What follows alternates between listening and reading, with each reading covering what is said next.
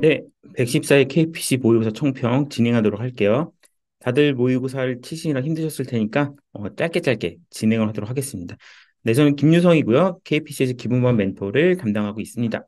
네, 114회 KPC 모의 출제 방향, 모의고사를 출제할 때마다 이제 여러 길사님들하고 상의를 해요. 근데 이제 최근의 시험의 트렌드상 너무 이제 그런 그 주요 토픽에서 비껴나 있는, 그러니까 약간 사이드인 토픽들을 좀 지양하고 기출문제 위주로 변형을 하면서 좀 쓰기 연습에 집중할 수 있는 그런 토픽들을 주로 출제를 하고 있습니다. 그래서 익숙한 문제 또는 최근 기출문제 변형하고 있고요. 겁제도 가이드라인 매번 나오고 있잖아요. 이런 문제도 포함시켰고, 네, 토픽 사이의 관계를 연결할 수 있는 문제들도 많이 출제를 했습니다. 그 다음에 최근에 시험이 또 다시 또 문제는 쉽지만 합격률이 떨어지고 있잖아요. 그러니까 3단락, 4단락과 연결할 수 있는 그런 이제 연계학습을 할 수 있는 토픽들 위주로 많이 고민을 했습니다. 1교시 문제 보시면은 이제 익숙한 문제들이 많이 있어서 좀 챙겨봐야 될 것들만 좀 볼드체로 해놨고요. 2번 같이 VA 챙겨봐야 될 것 같고, 5번에 DRAAS, DR에 대한 애저 서비스죠. 그 다음 사이버 보건요. 7번에 있는 AITM, 8번에 있는 채권 윤리 원칙, 요 정도 좀 보면 될 것 같습니다. 나머지 것들은 당연히 올드 토픽이기 때문에 충분하게 인사이트를 도출할 수 있는, 차별할 수 있는 콘텐츠를 준비를 하셔야 돼요. 관리 선택에서는 이제 12번인 동형 암호가 재출제 가능성이 있습니다. 이런 것들 한 번 정도 더 나올 수 있겠죠. 그다음에 11번, 13번도 문제는 굉장히 좋습니다. 그래서 이런 것들 특히나 13번에 있는 3달러 표준들이 있잖아요. 그런 것들을 잘 챙겨 드시는 걸 추천드릴게요. 응용에 있는 DMA나 CC나 IPC 같은 경우는 지금 트렌드상 약간 좀 멀지 않을까 싶습니다. 그래서 요 위에 있는 것들 위주로 보시면 좋을 것 같아요. VAE 보시면 오토 인코더가 시험에 출제가 됐잖아요. 여기에 이제 확률적인 개념을 더해서 개선한 모델이 VAE입니다. 원본 특징과 유사한 새로운 데이터를 생성한 AI 모델인데 데이터가 충분하지 않아요. 근데 뭔가를 만들어야 된단 말이죠. 요럴 때 쓰는 방법인데 여기에 확률 모델을 기반으로 했기 때문에 이런 코드를 더 유연하게 개선할 수 있다는 이런 장점들이 있고요. 근데 오토 인코더 같은 경우는 목적이 인코더에 있다면은 이제 VA의 목적은 디코더에 있다. 이런 이제 차별점 같은 것들을 3단락의 비교표나 아니면 중간에 간글에 같이 제시를 해주시면은 좋을 것 같아요. 그래서 VA는 생성 모델이기 때문에 디코더를 학습시키는 것이 목적이고 약간 오토엔코더랑 다른 데 있죠. 그래서 이 관점 차이를 잘 작성해 주시면 좋은 점수가 나올 수 있을 것 같아요. DR에 대한 애저 서비스, 디제스터 리커버리에 대한 애저 서비스인데 클라우드 기반의 재해복구 서비스입니다. 많은 기업들이 클라우드 기반 시스템을 구축하려고 하고 있고 기존에 있는 온프레미스 DR에 비해서 어떤 게 다른지 온프레미스 DR 같은 경우는 구축을 전부 다 우리에서 해야 되잖아요. DR 센터도 구축, 그 다음에 뭐 복구 시나리오 같은 것들 이런 여러 가지들을 다 우리에서 돈으로 초기부터 구축해야 된다고 하면은 이제 애저 서비스 형태로 사용하게 되면은 좀 더 빠른 시간 내에 근데 초기 투자 비용 없이 이런 것들이 굉장히 장점입니다. 특히나 TCO도 그렇지만 복구 시간의 단축, IT 관리자가 굉장히 부담이 감소하게 되는 거겠죠. 그래서 리플리케이션, 페이로버, 폴백 이런 것들을 통해서 클라우드 기반의 DR을 서비스 형태를 제공을 하는 겁니다. 그래서 온프레미스랑 클라우드 DR을 같이 하는 데도 있고 애초에 클라우드 시스템을 다 옮겨놔서 거기서 DR을 구축하는 회사들도 있겠죠. 요 밑에 있는 그림들을 잘 투상화 시키셔갖고 가져가시면 좋을 것 같습니다. 그래서 이것도 나올 만한 주제죠. 사이버 보건력, 뭐 사이버에 대한 면역 시스템, 보건력 이런 것들이 종종 출제가 됩니다. 이 사이버의 보건력은 뭘까요? 시큐리티랑 좀 다릅니다. 그러니까 애초에 사이버 시큐리티 같은 경우는 보안이 공격이 못 들어오도록 막거나 차단하거나 아니면 이런 이제 그 실패를 허용하지 않는 것들이 시큐리티에서 강조하는 거라면은 보건력은 실패를 어느 정도 인정을 하는 거예요. 우리는 언제든지 시스템이 무너질 수 있고 실패할 수 있지만 빠르게 복원해야 된다. 이런 것들이 복원력이 중요하게 보는 것들입니다. 그래서 사이버 공격 시스템에 악영향이 있을 때 이로부터 회복하고 적응하는 능력이 복원력이 되는 거겠죠. 근데 심플하게 보는 것뿐만 아니라 보안 전략, 컴플라이언스 같은 것들, 그다음에 BCP나 DRS 같은 연속성 체계, 백업 복구 이런 것들도 굉장히 중요하겠죠. 그래서 기존에 있는 밑에 보시면 온프레미스 데이터 센터에서 이 클라우드 기반의 아니면 사이버 보건력을 어떻게 가져갈 건지 이런 것들을 밑에 도식화 시켜놓은 건데 요것들을 좀 가지고 답안지를 꾸리시면은 더 좋을 것 같습니다. 물론 해설지에도 굉장히 좋은 내용들이 많이 있고요. 요거 이제 그림 같은 것들이 있어야 되니까 요런 그림도 참고를 하셔갖고 보강을 하시면 더 좋을 것 같아요. AITM 다단계 중간잡 공격 피싱이라 그래서 일반적인 피싱 공격은 뭔가요? 우리가 투팩터 OTP를 한다거나 아니면 MFA를 하게 되면은 약간 피해갈 수 있는 것들이 있단 말이죠. 근데 이 AITM 같은 경우는 피해자가 방문하는 웹사이트에 프록 서버를 구축해서 해당 사이트를 피싱 사이트로 악용하는 기법이고 우리가 사용하고 있는 MFA 메커니즘, 그러니까 멀티팩터 인증을 우회하는 기법입니다. 그래서 애초에 중간 단계에서 이런 세션을 장악하고 있다가 우리가 발행하는 OTP 같은 코드 같은 것들도 이용해서 이 피싱 사이트를 운영하는 방법, 피싱 사이트 공격을 하는 기법인 거죠. 그래서 여기 보시면 여기 중간에서 요 나쁜 놈처럼 생긴 얘가 이제 그 프록 서버를 운영하고 있는 거죠. 그래서 양쪽의 이 TLS 세션을 가지고 얘가 마치 상대방한테 서로인 것처럼 속이면서 요 MFA를 우회하는 기법입니다. 그래서 요것도 보안 같은 것들은 1교시 이런 문제들이 종종 나오잖아요. 가볍게 이것도 준비를 하시면 좋을 것 같습니다. 되게 좋은 문제고요. 그다음에 채권 윤리 원칙, 이제 키소라는 데서 채권 윤리 가이드가 나왔어요. 최초의 민간 주도형 자율적 가이드라인인데 이게 자세히 보면 공공 단체는 아니에요. 그냥 이제 사단법인 같은 곳인데 어쨌든 민간 주도에서 뭔가 나왔다는 것 자체가 의미가 있잖아요. 그래서 보시면은 채권 서비스의 개발, 운영, 활용 과정에서 발생이 가능한 인공지능의 윤리적 문제 대응하기 위한 원칙이고요. 개발자, 운영자, 이용자 관점에서 준수상을 제시합니다. 그래서 밑에 보시면 인간의 존엄성 및 권리 존중 원칙, 그다음에 프라이버시 보호 및 정보보안 원칙 이런 것들이 있는데 5원칙을 작성하시면 당연히 좋은 점수가 나올 거고요. 원칙별로 주요 키워드를 도출한다면 더 좋을 것 같아요. 그래서 우리가 프라이버시를 보호할 수 있는 여러 가지 기술 같은 것들 있잖아요. 뭐 비식별화 기술도 있고, 근데 KLT 같은 모델 검증도 있고 이런 것들을 같이 작성을 해주시면은 되게 좋은 점수가 나올 것 같습니다. 그래서 이 5원칙 기준으로 해설제가 굉장히 잘 돼 있으니까 그거 기준으로 보시면 좋을 것 같고요.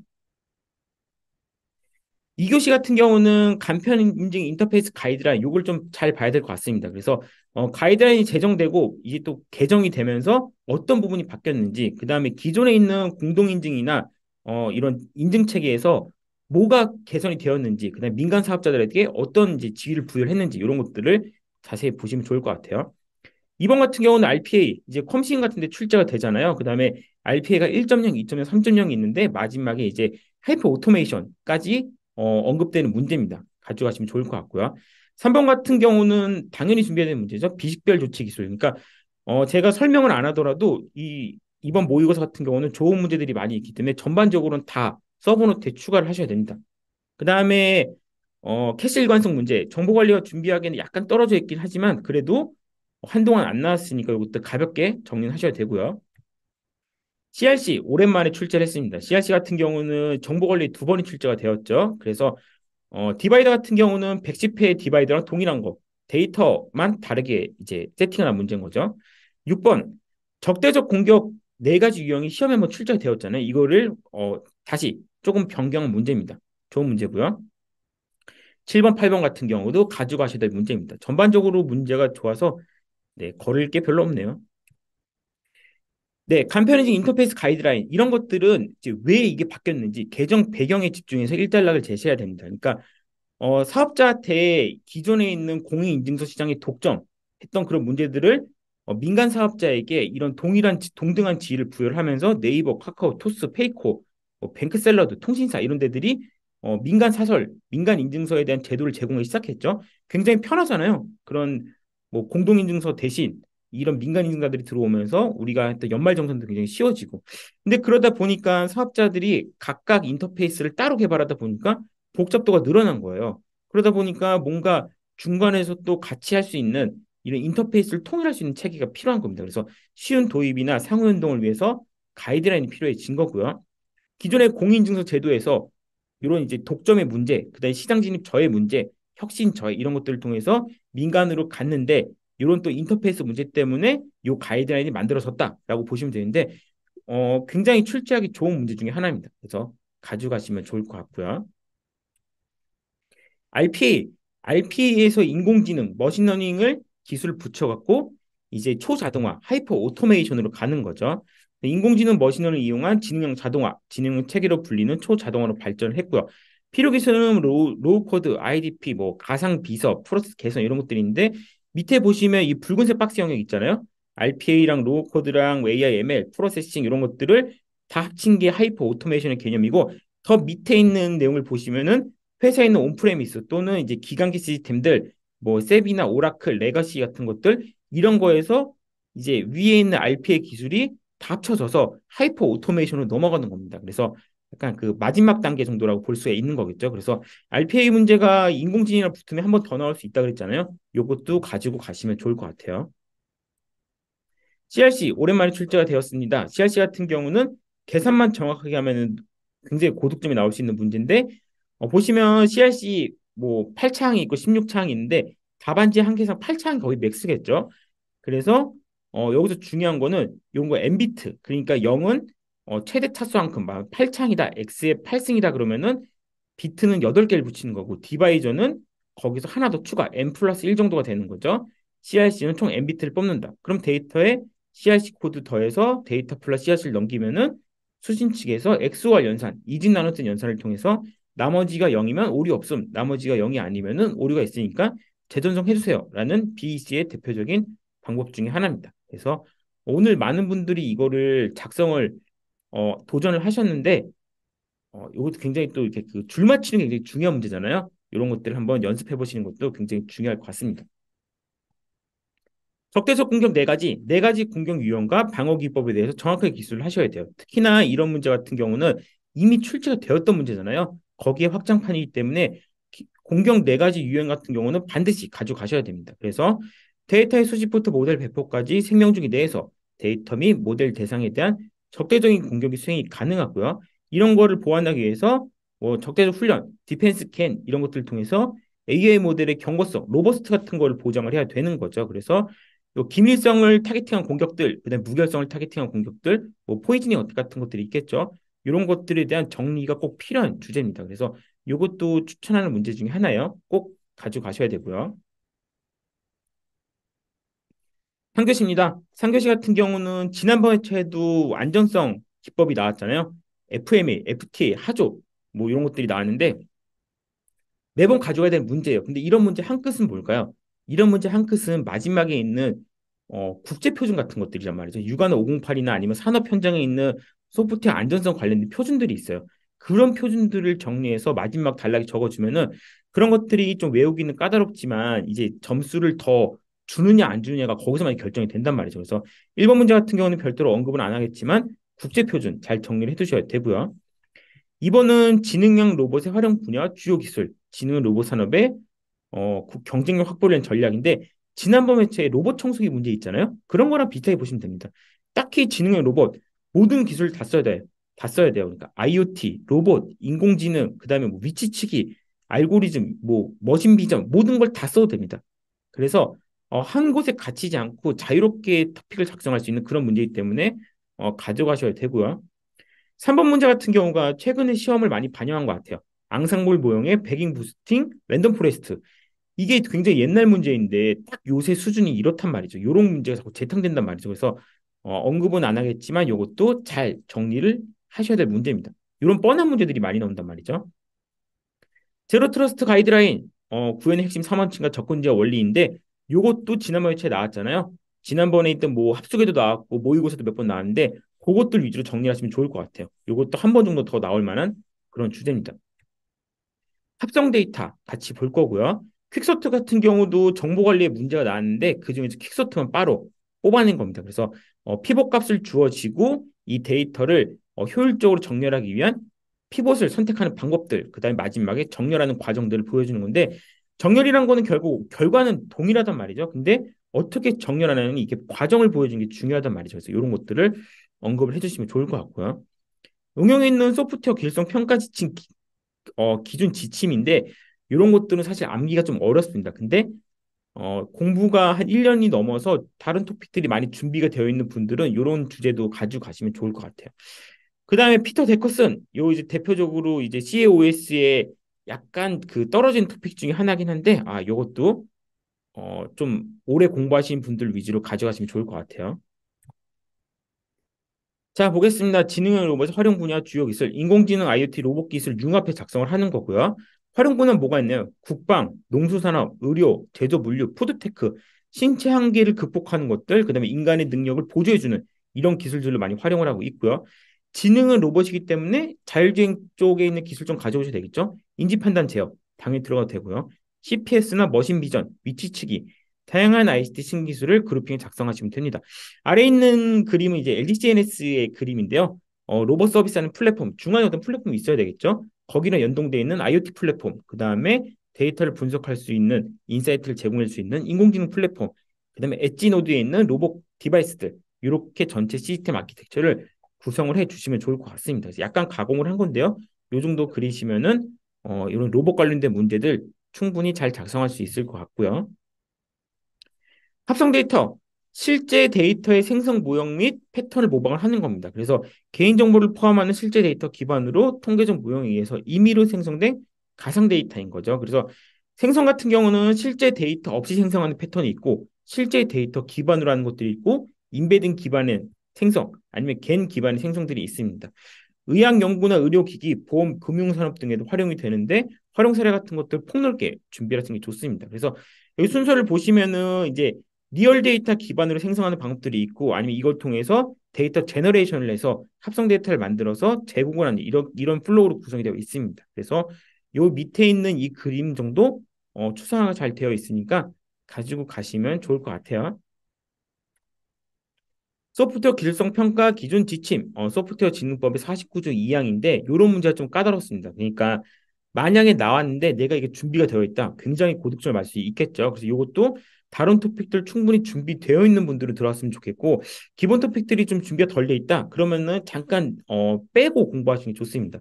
소프트웨어 사업 계약을 위해서 소프트웨어 사업자의 사용 소프트웨어, 정보 시스템의 기획 구축 운영 등 기술성을 평가하는 제도인데 평가 항목과 평가 기준 네다섯 개 정도를 정리해 숙지하시면 좋을 것 같아요. 그래서 계약을 이행할 수 있는 능력, 그 다음에 기술 평가, 제한성에 대한 평가, 이 업체에 대한 품질 평가, 이 몇 개 항목들로 나눠지는 건데 해설지에 굉장히 많은 내용들이 있습니다. 근데 다 담을 수는 없고요. 거기서 몇 개 정도씩을 추리면 좋을 것 같습니다. 그 다음에 사교 시에는 건질 만한 문제가 많이 있죠. 사교시 같은 경우는 DB 같은 경우에 동시성 제어, 병행 수행 이런 것들이 많이 나오는데 회복 기법은 한동안 안 나왔단 말이죠. 그래서 데이터베이스의 버퍼 관리 정책, 리드 언두, 회복 기법, 회로 체크죠. 그거 작성하는 문제고요. 이번 같은 경우는 컴파일러, 인터프린터 이런 것들이 있는데 한 1교시형으로 준비하면 좋을 것 같아요. 컴파일러랑 인터프린터의 차이 정도 나올 만한 문제긴 합니다. 그다음 데브옵스 실천 범위 기덥스라고 나오는데 요것들 설명을 드릴 거고요. OOS 2.0 한 번 더 나올 때 됐죠. OOS 2.0은 어, 인증 표준으로 굉장히 많이 활용되고 있잖아요. 거기서 이제 기존에 나왔던 거는 일반적인 OOS 2.0, 지금 물어본 거는 그랜드 타입까지 같이 물어봤습니다. 네 개죠. 같이 준비하시는 게 좋고요. 그 다음에 DDD, 도메인 드리븐 개발과 MS의 관계, 둘이 뗄래야 뗄 수가 없죠. DDD의 전략적, 전술적 설계, 그 다음에 바운디드 컨텍스트, 매핑 유형을 같이 보겠습니다. 이것도 중요하죠. 그다음 LMM 기반의 앱을 개발하는 방법론인 이제 파운데이션 모델 오퍼레이션 요것도 지난번 회차에 파운데이션 모델이 나왔잖아요. 충분히 연계해서 나올 수 있는 주제입니다. 굉장히 좋은 문제고요. 7번의 교차 상태, 은행과 알고리즘, 자원할당 그래프는 당연히 숙제되는 부분인데 언급을 하지 않겠습니다. 마지막 8번인데 로드 밸런서 부하 분산 방법 헬스 체크 방법인데 요것도 가져가시면 좋을 것 같아요. 요것도 최근에 이런 실무용 문제도 나오잖아요. 뭐 클라우드 오토 스케일이라든가 아니면은 로드 밸런서 알고리즘이라든가 이런 것도 출제되니까 가져가시면 좋을 것 같아요. 네, 번역기 관련된 문제입니다. 1교시형 정도 준비하시면 좋을 것 같아요. 컴파일러 인터프린터 방식. 컴파일러 같은 경우는 프로그램 전체를 한꺼번에 번역하는 거죠. 그래서 자바 같은 것들. 장점은 번역 후 빠른 시간 내에 전체를 실행 가능하다. 단점은 일부만 수정해도 컴파일을 다시 해야 된다. 이런 것들이 단점이고요. 인터프린터는 대표적으로 파이썬 같은 것들 라인마다 번역을 하는 거고요. 메모리가 많이 필요하지 않습니다. 번역 과정도 심플하지만 반복문이 많은 경우, 이 분기 같은 게 많은 경우에는 반복마다 번역해야 되는 단점들이 있겠죠. 그래서 이거 딱 1교시형 과목입니다. 그렇게 준비하시면 좋을 것 같고요. 데브옵스의 실천 방법인 기덥스입니다. 그래서 주요 이점 파이프라인 배포 전략인데 기덥스 같은 경우는 쿠버네티스를 꼭 언급을 해주시면 좋을 것 같아요. 이런 이제 전체 코드가 기세에 올라가고 CI/CD를 통해서 쿠버네티스 클러스터에 디플로이 되는 이 과정을 전체 파이프라인을 구성한 걸 기덥스라고 부르죠. 그래서 애플리케이션 코드, 인프라 설정을 기술 통해 자동화해서 운영 관리하는 프레임워크를 기덥스라고 부릅니다. 그래서 데브옵스 관련된 문제가 지난 회차까지 계속 꾸준히 출제가 되었잖아요. 이것도 가져가야 될 문제 중에 하나입니다. 그래서 쿠버네티스랑 도커 이 클러스터를 염두에 두고 전체 파이프라인을 구성하시는 것을 추천드릴게요. 주의점 같은 경우는 생산성, 개발 안정성 같이 리버트 다시 복구하거나 포크 뜨는 것들도 가능하고요. 오딘 로그, 감사 로그 추적, 보안성 같은 것들도 충분히 가져갈 수가 있습니다. 그래서 요거를 가져가시면 좋을 것 같아요. 네, 그다음에 주요 문제별 대응 가이드, 오스 2.0에 대한 롤, 플로우, 그랜트 타입 이런 걸 한번 보겠습니다. 오스 2.0은 권한 관리, 인가를 위한 개방형 표준 프로토콜이고요. 클라이언트, 클라이언트 같은 경우는 우리 브라우저라 볼 수 있습니다. 브라우저, 그다음에 리소스 오너는 사용자. 왜냐 클라이언트가 리소스 오너에게 권한을 요청하잖아요. 인증 서버 같은 경우는 이제 오스 인증을 제공해주는 서버들, 그다음 뭐 카카오나 네이버 같은 데가 되겠죠. 리소스 서버 같은 경우는 자원이나 실제 이 토큰을 받아 접근할 수 있는 이제 리소스를 의미를 합니다. 그랜드 타입 볼까요? 리소스 토큰, 리프레시 토큰이죠. 발급한 형태가 있고 리프레시 토큰을 미발급한 형태가 있습니다. 그래서 권한 부여 승인 코드가 있는 자체 생성한 권한 코드 토큰을 요청하는 방식이 있고 유저네임, 아이디 패스워드 토큰 요청하는 방식이 있고 사용자의 관여 없이 그러니까 사용자가 승인을 안 해줘도 브라우저가 자체적으로 토큰을 요청하는 방식이 있고 암묵적 승인, 권한 코드 없이 바로 액세스 토큰을 발급하는 방식들이 있습니다. 그래서 오어스 문제 한 번 더 출제된다면은 당연히 이 네 가지 그랜드 타입을 또 언급을 하겠죠. 요거까지 같이 준비를 하는 걸 추천드리고요.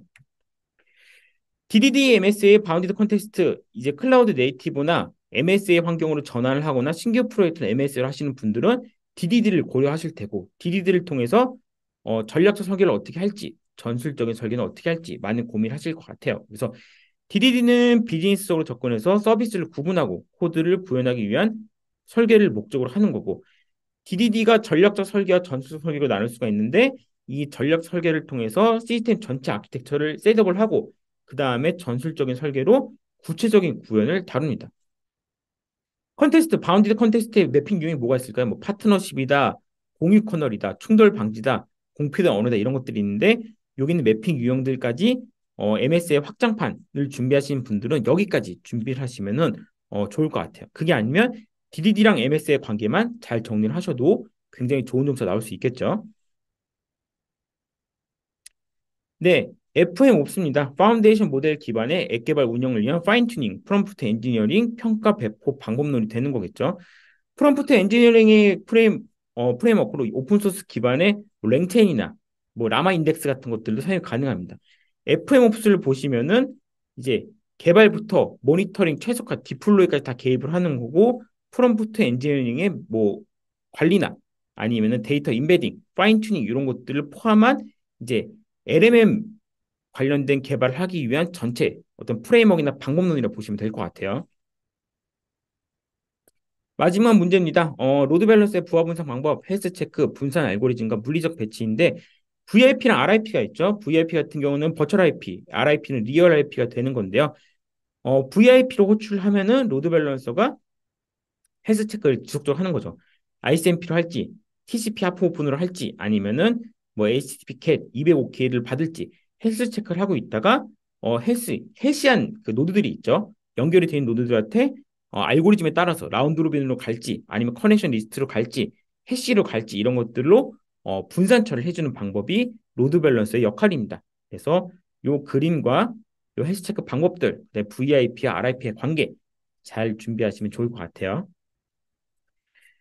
네, 132회를 준비를 해야 됩니다. 하반기 첫 모의고사고요. 131회 성적에 대한 객관적인 분석이 필요해요. 아마 많은 분들이 130회 대비 131회 점수가 큰 폭으로 하락이 되었을 거예요. 왜 그러냐면은 130회에 비해서 131회 채점하신 분들이 점수를 더 야박하게 채점했기 때문이에요. 그러니까 내 실력이 갑자기 줄어든 건 아니고요. 채점자가 더 야박한 사람들이 들어왔다라고 생각하는 게 좀 더 맞습니다. 어떻게 보면 130회 때 채점에도 후한 것도 있었죠. 그 다음에 시험의 합격률이 낮아지면 차별화에 대한 끊임없는 고민이 필요합니다. 3단락, 4단락 어떻게 쓸지, 간글이나 그룹핑을 어떻게 할지, 이런 게 다시 중요한 시험이 되었어요.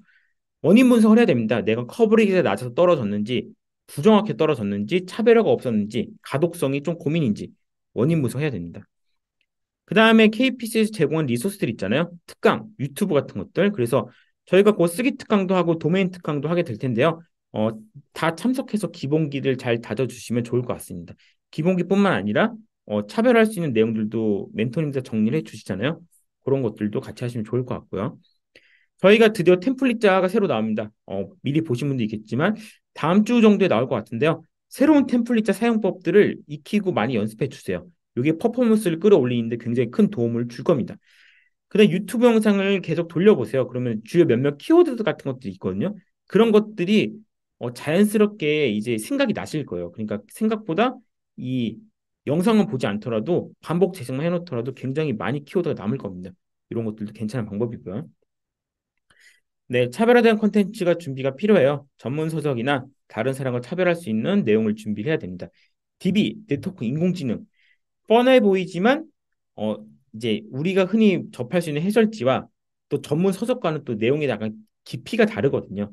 특히나 DB 같은 경우는 이석호 교수님 책 있잖아요. 그런 거 한번 사서 보시는 걸 추천드립니다. 그 다음에 이교 시험 같은 경우는 일단락 개요가 굉장히 중요하잖아요. 개요를 굉장히 엣지 있게 그 다음에 전체를 품을 수 있는 힌트를 줄 수 있도록 개요를 만드는 연습도 많이 하시고 3, 4단락 같은 경우는 모든 문제에 3, 4단락을 다 준비할 수는 없단 말이죠. 그래서 다른 토픽을 끌고 와서 연계를 할 수 있도록 토픽끼리 연결돼서 3단락이나 4단락이 추가될 수 있는 연습을 많이 해주세요. 그 다음에 표준법 제도 조항 같은 경우는 당연히 고득점이 나오는 부분이죠. 무조건 준비하시는 게 좋습니다. 그 다음에 첫 모의고사를 이제 보잖아요. 이제 그러면은 기본반 같은 경우는 시간 내에 전체 문제를 작성하는 게 제일 중요합니다. 그 다음에 어쩔 수 없이 오픈북을 하시는 분들이 있긴 한데 오픈북 비중을 빠르게 줄여야 돼요. 중급반 가서도 오픈북을 하시면은 약간 공부 기간이 길어진다고 볼 수밖에 없는 거죠. 기본반에서 오픈북에 대한 유혹은 끊으시는 게 좋고요. 중급 빠르신 분들은 서브노트 본격적으로 만들 시기입니다. 그래서 최근 모의고사 토픽은 올드 토픽 중에서도 중요한 것들이 많기 때문에 무조건 다 추가해 주시고요. 심화반 같은 경우는 이제 올드 토픽에 출제가 되잖아요. 그래서 쓰기 연습, 이게 생각보다 내가 알고 있는 것과 쓸 때 다르고 부정확하게 알고 있는 것들도 많습니다. 그래서 쓰는 연습, 올드 토픽 같은 경우, 근데 차별화 연습, 이 선 끝이나 왼쪽인지 오른쪽인지 방향 같은 것들 있잖아요. 이런 거 정확하게 하시고 차별화 연습 꾸준하게. 그다음에 심화반 분들은 서브노트의 반복과 삭제, 계속 다회독도 하시면서 불필요한 것들을 삭제하고 눈에 거슬리지 않게 정리해주는 연습도 굉장히 중요하다고 볼 수가 있습니다. 네, 130, 132회가 좀 이제 한 100일 정도 남았잖아요. 요때 이제 저희 모의고사 남은 두 번 특강들 잘 참석해 주시고요.